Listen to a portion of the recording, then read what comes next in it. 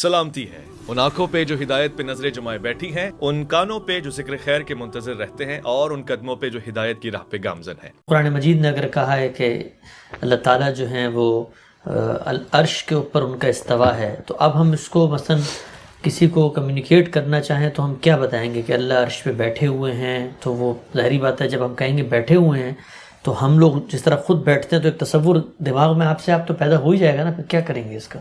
دیکھیے، تصور پیدا ہونے سے تو کسی انسان کو نہیں روکا جا سکتا۔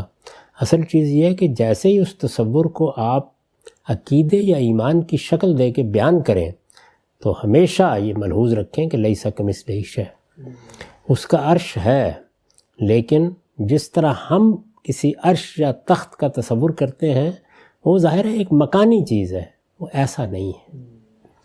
وہ عرش پر براجمان ہے، وہ اس کائنات کا نظم چلا رہا ہے۔ یہ بات اس نے خود بیان کی ہے کہ قیامت میں جب تجلی ہوگی تو اس کا عرش 8 فرشتے اٹھائے ہوئے آئیں گے۔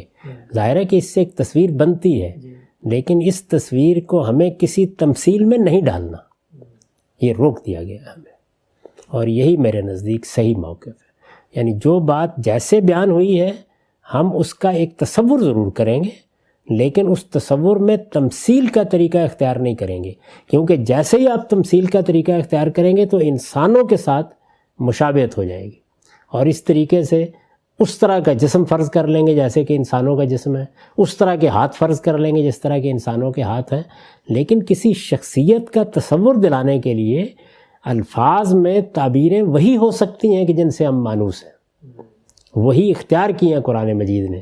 یہی وہ امور متشابہات ہیں جن کے بارے میں یہ کہا گیا کہ ان کے درپے نہیں ہونا، ان کی حقیقت جاننے کی کوشش نہیں کرنی، ان کے اندر اتر کر ان کو سمجھنے کی کوشش نہیں کی جائے گی۔ یہ جیسے بیان ہو جائیں گی ویسے ان پہ ایمان رکھا جائے گا۔ اور کیوں نہیں کوشش کرنی؟ اس لیے کہ ہمارے پاس وہ ذریعہ علم موجود نہیں۔ ہمارا ذریعہ علم تو یہ ہے کہ ہم مشاہدات کے ذریعے سے حاصل ہونے والے علم میں اسماء تلاش کرتے ہیں اور اس کی تمثیل سے نئے تصورات قائم کرتے ہیں، تو تمثیل سے روک دیا گیا ہے۔ اگر آپ غور کر کے دیکھیں تو صوفیوں کا سارا مذہبی نقطہ نظر تمثیل سے وجود پذیر ہوتا ہے۔ علم کلام کے سارے مباحث تمثیل پر کھڑے ہوئے ہوتے ہیں، تمثیل کے سوا انسان کے پاس چارہ ہی کوئی نہیں ہے، اور قرآن نے بتا دیا کہ لیس کمثلہ شیء۔ تو انسان کو جب اس کے حدود بتا دیے جائیں تو اس کے اندر رہنا چاہیے اسے، لیکن یہ کہ ذات خداوندی کوئی شخصیت نہیں ہے، شخصیت ہے میری اور آپ کی طرح کی نہیں۔